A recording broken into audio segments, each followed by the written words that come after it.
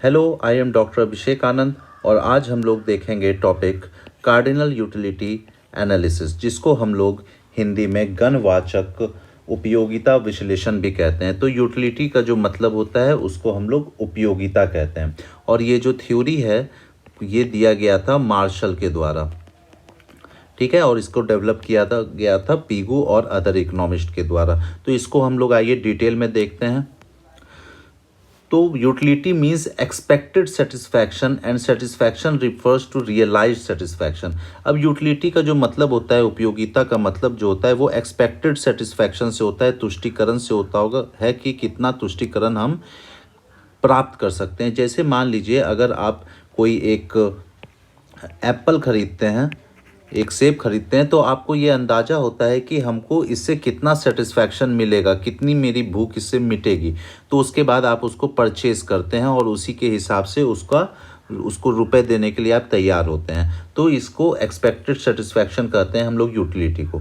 Utility is a power of a good and और service to satisfy human want. तो जो लोगों की इच्छा है उसको सेटिस्फाई जो करते हैं उसको हम लोग यूटिलिटी कहते हैं। ये रिफ़र करता है उपभोक्ता के डिमांड से, कंज्यूमर के डिमांड से। यूटिलिटी जितना ज़्यादा कंज्यूमर का डिमांड होगा उसको उतना ज़्यादा यूटिलिटी मिलेगा, और जितना ज़्यादा उसको यूटिलिटी चाहिए उतना वो ज़्यादा डिमांड करेगा। अब ये जो थ्योरी है ये बेस्ड है कार्डिनल मेजरमेंट पे। कार्डिनल मेजरमेंट हम लोग किसको कहते हैं? कार्डिनल मेजरमेंट कहते हैं जिसको हम लोग न्यूमेरिकल वैल्यू दे सकते हैं, जैसे 1, 2, 10, 20, जो भी अगर न्यूमेरिकल वैल्यू दें तो उसको हम लोग कार्डिनल मेजरमेंट कहेंगे। जैसे सपोज फॉर एग्जांपल हम लोग मान लेते हैं कि हम लोग 2 एप्पल्स खरीदते हैं, 2 सेब खरीदते हैं, और फर्स्ट एप्पल से जो हम लोगों को यूटिलिटी मिलता है वो 20 यूटिल्स का मिलता है। यूटिल्स हम लोग क्यों बोलते हैं कि ये यूनिट होता है यूटिलिटी को मापने का। और सेकंड से हम लोगों को 15 यूटिल्स मिल रहा है, तो हम लोग कहेंगे कि हम लोग को टोटल यूटिलिटी जो 2 एप्पल से मिला है वो है 20 + 15, जो कि 35 यूटिल्स का सेटिस्फैक्शन हो जाएगा। नेक्स्ट है utility is measured by a hypothetical measure utils. तो यूटिल्स हम लोग देख चुके हैं यहाँ। यूटिल्स जो होता है ये यूनिट होता है यूटिलिटी का, जैसे लेंथ को नापने का या दूर डिस्टेंस को मापने का जो यूनिट होता है वो किलोमीटर होता है, मीटर होता है, वेट को नापने का केजी होता है, तो वैसे ही यूटिलिटी को मापने का यूटिल्स होता है। Build by Marshall, Pigou and others, जो कि हम लोग पहले देख चुके हैं, और मार्शल ही इसको डेवलप किए थे। बाद में इसको जो डेवलपमेंट हुआ था ये पीगू और अदर इकोनॉमिस्ट के द्वारा किया गया था। अब आते हैं इसकी मान्यताएं में। What are the assumptions of cardinal utility analysis, जो कि मार्शल के द्वारा दिया गया था। तो हम लोग ये देख चुके हैं कि ये कार्डिनल कंसेप्ट है जहाँ पर कि हम लोग न्यूमेरिकल वैल्यू दे सकते हैं। Utility is measurable in terms of money. इसको हमेशा याद रखिएगा कि utility is measurable in terms of money.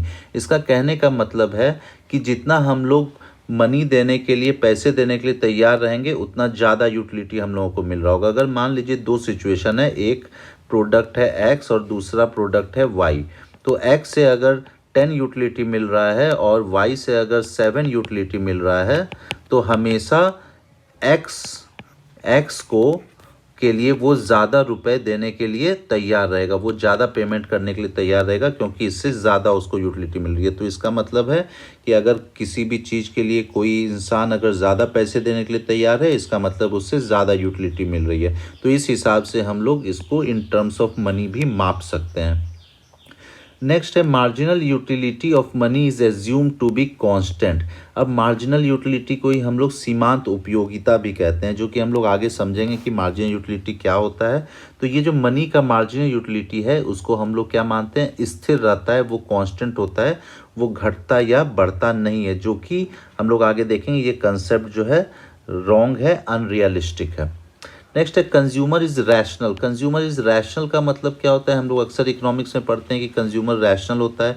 Rational होने का मतलब है कि वो कभी भी डिफ्रेंशिएट नहीं करता है कि वो प्रोडक्ट कहाँ से आया है, कौन बनाया है, या इससे क्या फ़र्क पड़ रहा है। वो हमेशा जो बेस्ट सेटिस्फैक्शन देगा, जो बेस्ट प्रोडक्ट अवेलेबल होगा वो उसी को परचेज करेगा। And compares the utility of different units of various commodities and aims to maximise his utility. तो वो हमेशा से कंपेयर करेगा अपने यूटिलिटी को 2 प्रोडक्ट से 3 प्रोडक्ट से कि किस में उसको सबसे ज़्यादा यूटिलिटी मिल रहा है और उसी प्रोडक्ट को वो परचेज करेगा। Consumer has full knowledge of the availability of commodities and their quality. तो कंज्यूमर को यहाँ सारी जानकारी होती है कि कौन कौन सा प्रोडक्ट और किस क्वालिटी का प्रोडक्ट अवेलेबल है मार्केट में। और यहाँ पर परफेक्ट नॉलेज होता है कि चॉइस क्या क्या चॉइस या क्या क्या उसके पास उपलब्ध है अल्टरनेटिव जिसमें वो खरीद सकता है। There are no substitutes. तो यहाँ पर कोई भी सब्सिट्यूट अवेलेबल नहीं होता है। अब सब्सिट्यूट किसको कहते हैं? सब्सिट्यूट होता है वैसे गुड्स जो एक के बदले दूसरा इस्तेमाल हो सकता है। जैसे टी और कॉफ़ी है, तो टी अगर नहीं है तो लोग कॉफ़ी भी पी लेते हैं और अगर कॉफ़ी नहीं है तो लोग टी भी पी लेते हैं। तो एक के जगह पर जब दूसरे का इस्तेमाल किया जा सकता है तो उसको सब्सिट्यूट कहते हैं। तो यहाँ पर क्या है, कोई भी सब्सिट्यूट अवेलेबल नहीं होता है, इसके एजम्पशन में हम लोग मानते हैं। नेक्स्ट है concepts based on utility analysis.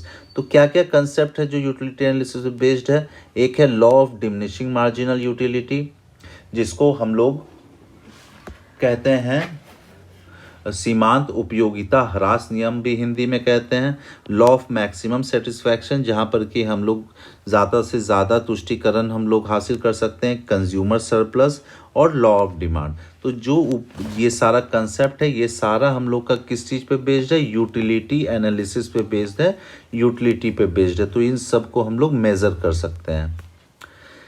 अब है कि टोटल यूटिलिटी और मार्जिनल यूटिलिटी को हम लोग समझते हैं कि ये क्या होता है। कुल उपयोगिता और सीमांत उपयोगिता। मार्जिनल यूटिलिटी को हम लोग सीमांत उपयोगिता कहते हैं।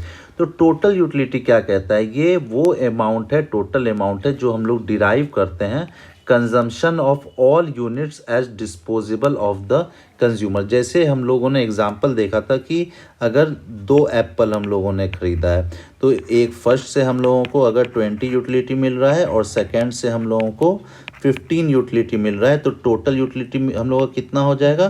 35। तो ये 35 जो है हम लोगों का टोटल यूटिलिटी हो जाएगा। उसी प्रकार मार्जिनल यूटिलिटी क्या होता है? It is the utility of an extra और एडिशनल यूनिट। तो जब हम लोग कोई एक्स्ट्रा यूनिट कंज्यूम करते हैं तो उसके यूटिलिटी के बारे में बताता है। जैसे यहाँ हम लोग देख सकते हैं इसके एम्पेरिकल फॉर्मेट में, marginal utility of N is equal to total utility of N minus total utility N minus 1।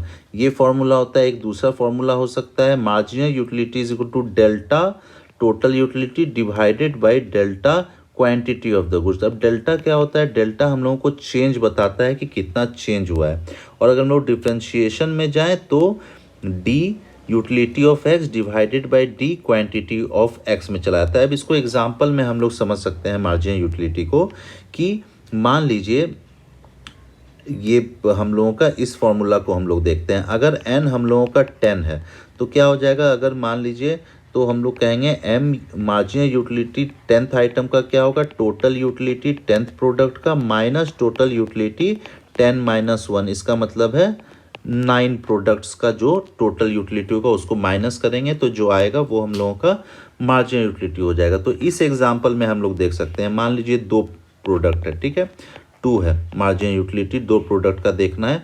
तो टोटल यूटिलिटी जो 2 प्रोडक्ट का होगा वो कितना है? वो 35 का है। और टोटल यूटिलिटी n माइनस 1 जो होगा 1 प्रोडक्ट का वो 20 होगा। तो कितना हम लोग का मार्जिन यूटिलिटी हो जाएगा? मार्जिन यूटिलिटी हो जाएगा 35 माइनस 20 इज इक्वल टू 15। तो सेकेंड प्रोडक्ट का हम लोगों को मार्जिनल यूटिलिटी मिल जाता है। तो इसी को हम लोग मार्जिनल यूटिलिटी कहते हैं या सीमांत उपयोगिता कहते हैं। अब यहाँ पर हम लोग फिगर से भी समझ सकते हैं इसको। हम लोगों ने पहले कॉलम में यूनिट्स को लिया है, दूसरे कॉलम में टोटल यूटिलिटी को लिया है और थर्ड में हम लोगों ने मार्जिनल यूटिलिटी को लिया है। तो टोटल यूटिलिटी से ही हम लोग मार्जिनल यूटिलिटी भी निकाल सकते हैं।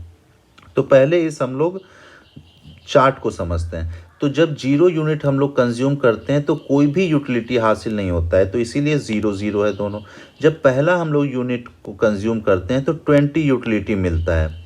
जब सेकेंड को करते हैं तो प्लस ये 35 यूनिट हो जाता है। जब 3 को कंज्यूम करते हैं तो 45 होता है। उसी तरह से हम लोग जब 7 प्रोडक्ट्स को कंज्यूम कर लेते हैं तो 35 हम लोगों का टोटल यूटिलिटी होता है। तो अब यहीं से हम लोग मार्जिनल यूटिलिटी भी निकाल सकते हैं। तो जब फर्स्ट प्रोडक्ट का हम लोगों का टोटल यूटिलिटी 20 है तो ये मार्जिनल यूटिलिटी भी 20 हो जाएगा।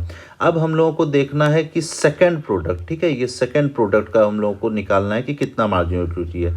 तो हम लोग क्या करेंगे, 35 माइनस 20 करेंगे जो इज इक्वल टू 15 हो जाएगा। उसी प्रकार से जब थर्ड प्रोडक्ट का निकालना होगा तो 45 माइनस 10 करेंगे तो ये 35 करेंगे तो 10 हम लोगों को मार्जिनल यूटिलिटी आ जाएगा। फिर 50 माइनस 45 करेंगे तो फोर्थ प्रोडक्ट का 5 आ जाएगा।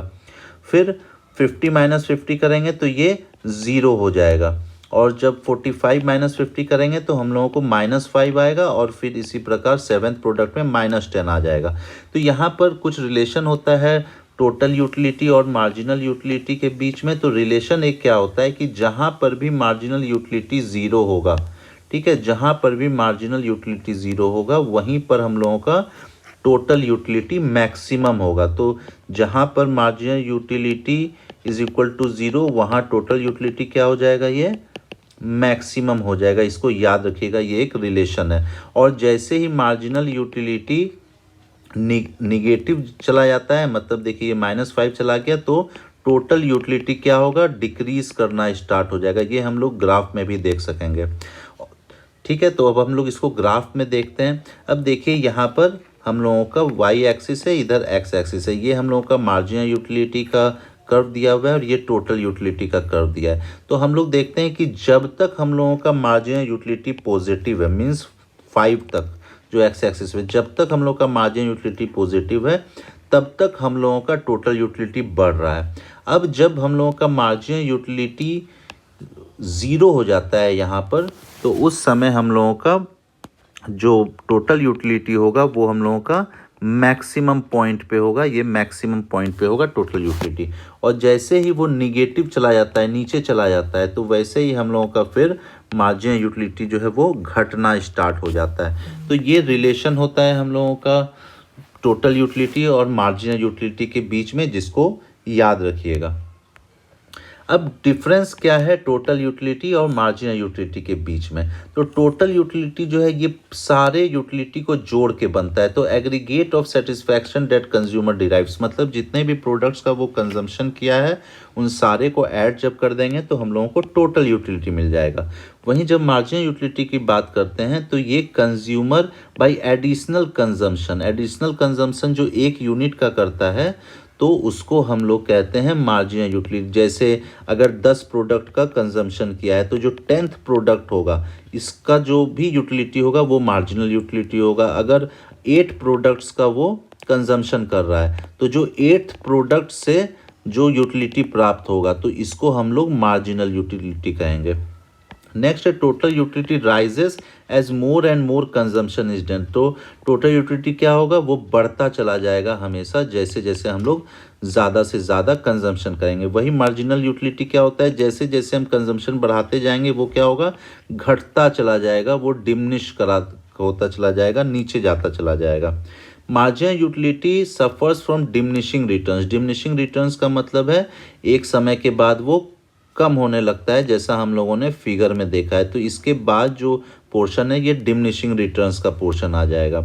और इसके साथ क्या, it reduces with consumption of each additional unit. तो इसका जो मार्जिनल यूटिलिटी है ये शुरू से ही घटते हुए दर से रहता है और एक समय 0 चला जाता है और फिर निगेटिव में भी चला जाता है। तो ये बेसिक डिफरेंस है। अब क्या रिलेशन हम लोग देख सकते हैं मार्जिनल यूटिलिटी के बेस पे कॉम्प्लीमेंट्री गुड्स और सब्स्टिट्यूट गुड्स का। तो यहाँ कहता है कि मार्जिनल यूटिलिटी के बेस पे हम लोग बता सकते हैं कि वो गुड सब्स्टिट्यूट गुड्स है या कॉम्प्लीमेंट्री गुड्स है। तो हम लोग किस तरह से देख सकते हैं, अब देखिए, if the increase in consumption of good X causes a decrease in marginal utility of Y, when the quantity consumed of y does not change then y is a substitute goods। मान लीजिए कि 2 product है, एक x है और एक y है। अब हम लोग x का जो कंजम्पशन है उसको बढ़ा देते हैं और इससे अगर मार्जिनल यूटिलिटी ऑफ y का घट जाता है तो हम लोग कहेंगे कि ये सब्स्टिट्यूट गुड्स है। क्यों कहेंगे, क्योंकि अब जैसे मान लीजिए कि हम लोग x प्रोडक्ट है, ये 1 है, 2 है, 3 है, ये हम लोगों का मार्जिनल यूटिलिटी दिया हुआ है। तो हम लोग जानते हैं कि जैसे जैसे हम फर्स्ट से सेकंड पे जाएंगे और सेकंड से थर्ड पे जाएंगे हम लोग का मार्जिनल यूटिलिटी घटने लगेगा। तो यहाँ पर जब x के कंजम्पशन से y का मार्जिनल यूटिलिटी घट रहा है तो हम लोग कहेंगे कि ये सब्स्टिट्यूट गुड्स है। जैसे मान लीजिएगा कि अगर आप चाय पी चुके हैं तो आपको कॉफ़ी पीने की जो यूटिलिटी होगी उसकी कॉफ़ी की घट जाएगी, तो इसीलिए हम लोग कहते हैं कि ये सब्स्टिट्यूट गुड्स हो जाएगा अगर x के कंजम्पशन को बढ़ाने से अगर मार्जिनल यूटिलिटी y का घटता है। तो उसी प्रकार अब नेक्स्ट देखते हैं, if the increase in consumption of good x causes an increase in marginal utility of y, quantity of y consumed remain same, the y is complementary. अब इसको हम लोग समझते हैं, जैसे x का हम लोग कंजम्पशन को बढ़ा दिए, ठीक है, तो y का भी अगर y का मार्जिनल यूटिलिटी अगर बढ़ जाए तो हम लोग कहेंगे ये कॉम्प्लीमेंट्री गुड्स है, ठीक है। अब इसका एग्जांपल समझ लेते हैं, जैसे कार है और पेट्रोल है। अब कार हम लोग ज़्यादा अगर ख़रीद रहे हैं, ज़्यादा कार को ख़रीद रहे हैं तो हम लोगों को पेट्रोल की भी ज़्यादा ज़रूरत होगी, मतलब इसकी ज़रूरत बढ़ जाएगी, इसकी मार्जिनल यूटिलिटी बढ़ जाएगी, तो हम लोग कहेंगे कि ये कॉम्प्लीमेंट्री गुड्स है।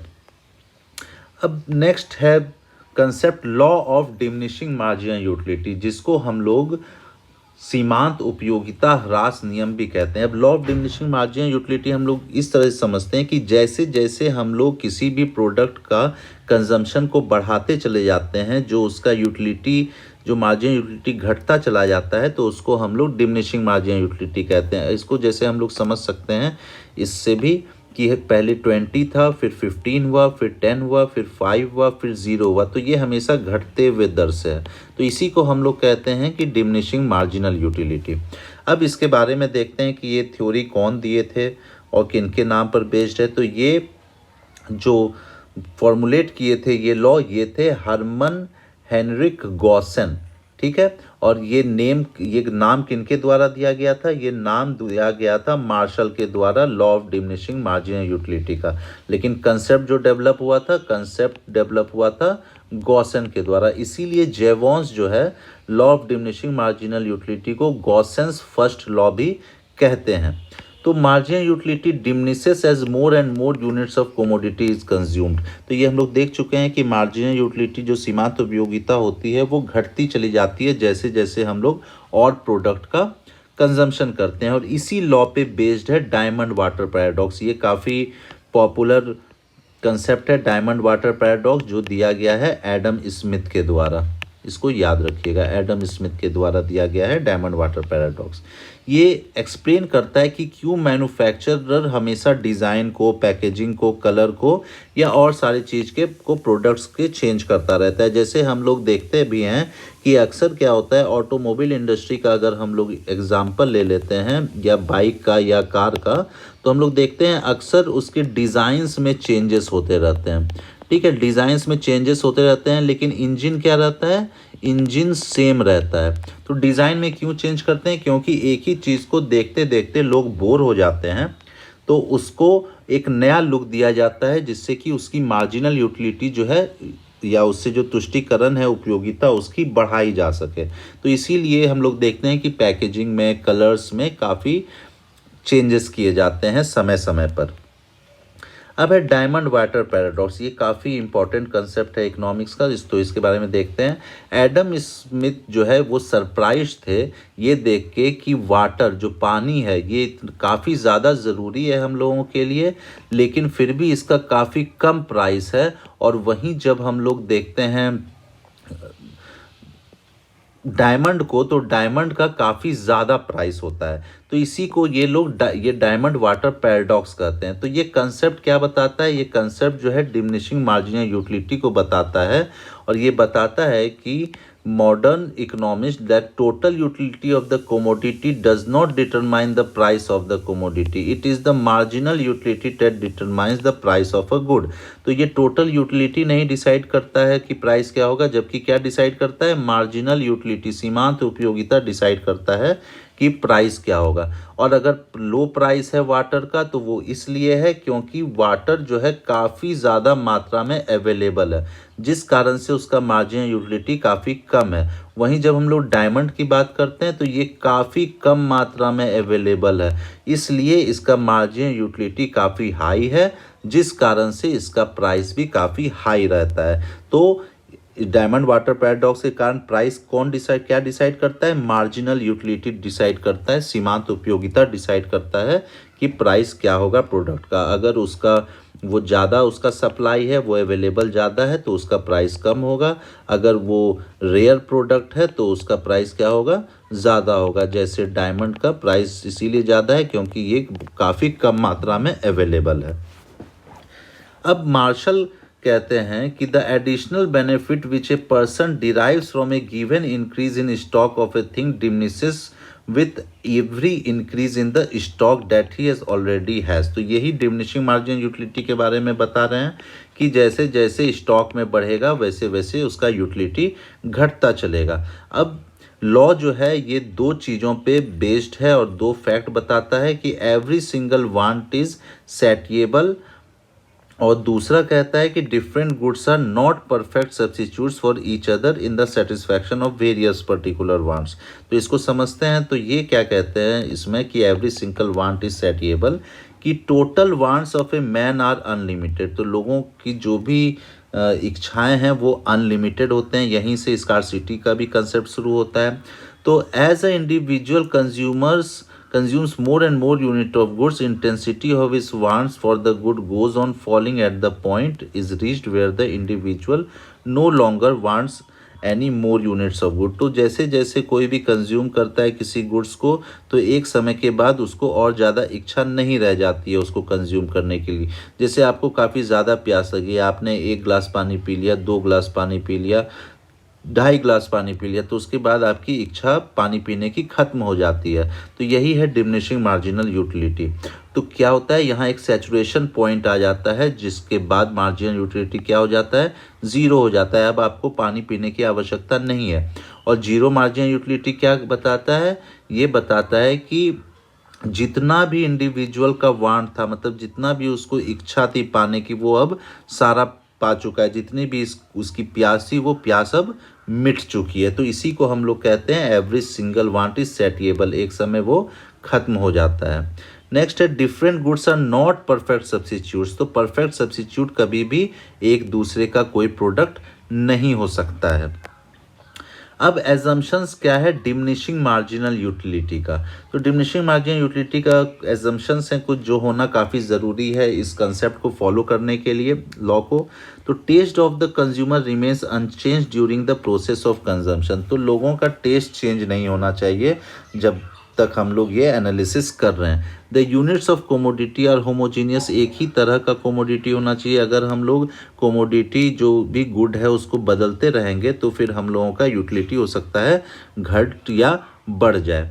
तो there is no time gap between the consumption. अब हम लोग का टाइम गैप नहीं होना चाहिए। मान लीजिए हम लोगों को काफ़ी ज़्यादा प्यास लगी हुई है तो हम 12 बजे जो है हम लोग 1 गिलास पानी पी लिए। अब क्या हुआ? अब गैप हो गया 3 घंटे का, वापस से 3 बजे जो है हम लोग 1 गिलास पानी का मिलता है। तो क्या होगा कि यहाँ पर भी हम लोगों का हो सकता है सेम यूटिलिटी दोनों में प्राप्त हो। तो मार्जिनल यूटिलिटी यहाँ घटेगा नहीं। क्यों? क्योंकि यहाँ पर टाइम गैप काफ़ी ज़्यादा हो गया है। तो यहाँ पर टाइम गैप नहीं होना चाहिए। नेक्स्ट है price of the different units and it's substitute should remains constant. तो यहाँ पर प्राइस में भी कोई बदलाव नहीं आना चाहिए।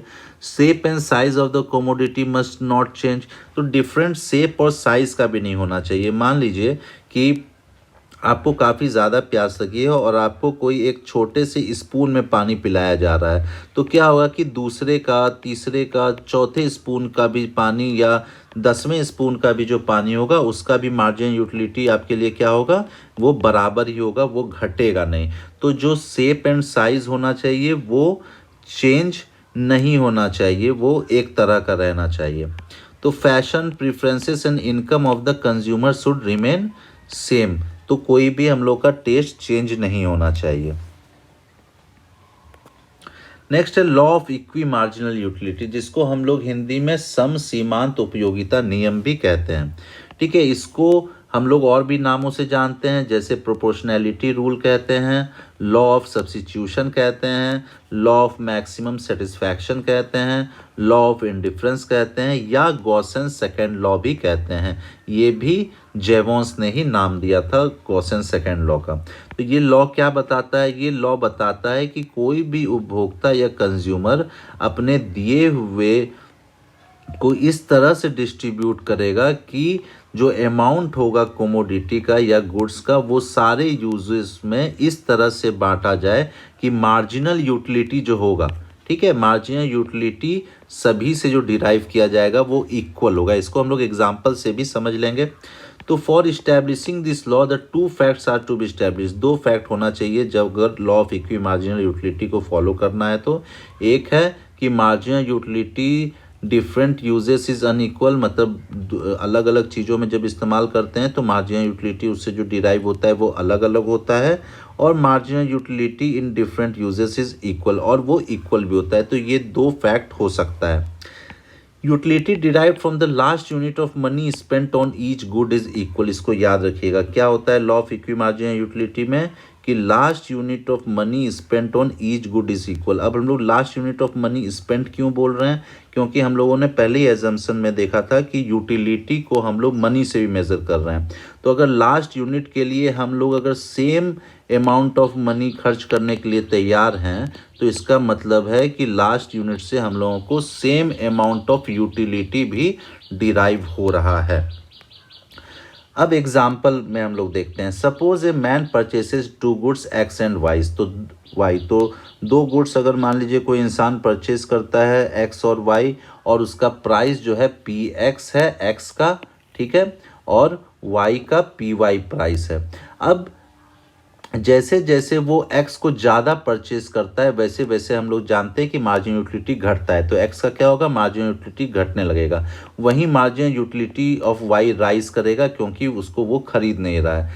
तो एक मार्जिन आएगा जहां पर कि last unit of money spent on x has the same utility as the last unit of money spent on y and the person thereby maximises the satisfaction. तो इसको हम लोग इस तरह से लिख सकते हैं कि मार्जिन यूटिलिटी x का divided by P X is equal to margin utility of y divided by P Y. तो इस ये होगा फॉर्मूला हम लोगों का law of equi marginal utility का।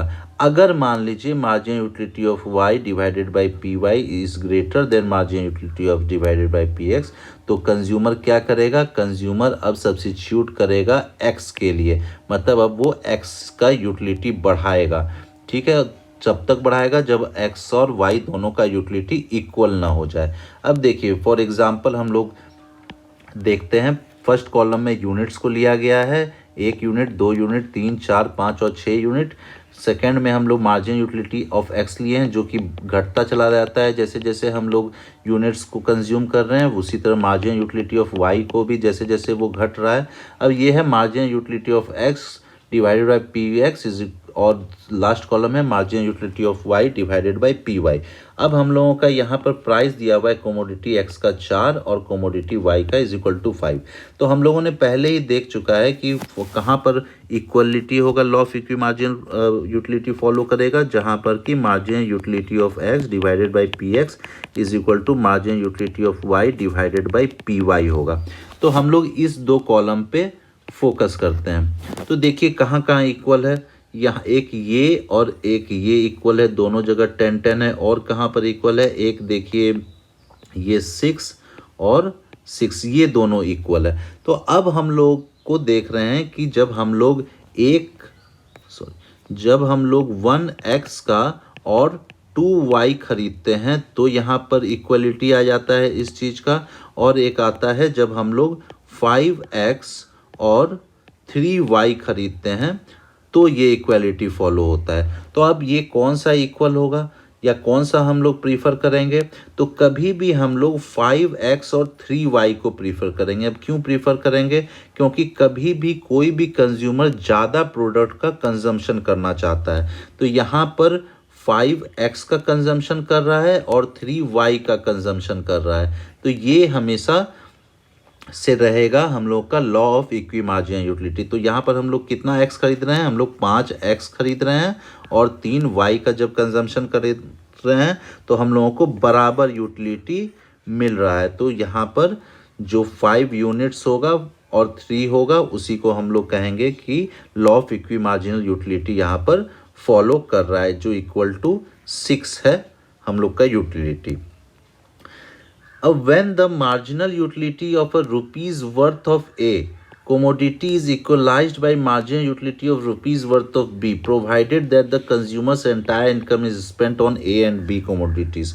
तो हम लोग पहले भी देख चुके हैं कि जो लास्ट रुपी जो खर्च किया जा रहा है दोनों कोमोडिटी पर वो इक्वल होना चाहिए, जिससे हम लोगों को पता चलेगा कि दोनों से जो यूटिलिटी या उपयोगिता प्राप्त हो रही है वो दोनों भी इक्वल है। तो इसको भी हम लोग एम्पिरिकल फॉर्म में लिख सकते हैं कि marginal utility of A divided by rupees worth of A is equal to marginal utility of B divided by rupees worth of B. और यहाँ पर जब ये इक्वलिटी होगा तो वहाँ पर जो भी बजट है वो पूरा का पूरा खर्च हो जाना चाहिए उस कंज्यूमर का।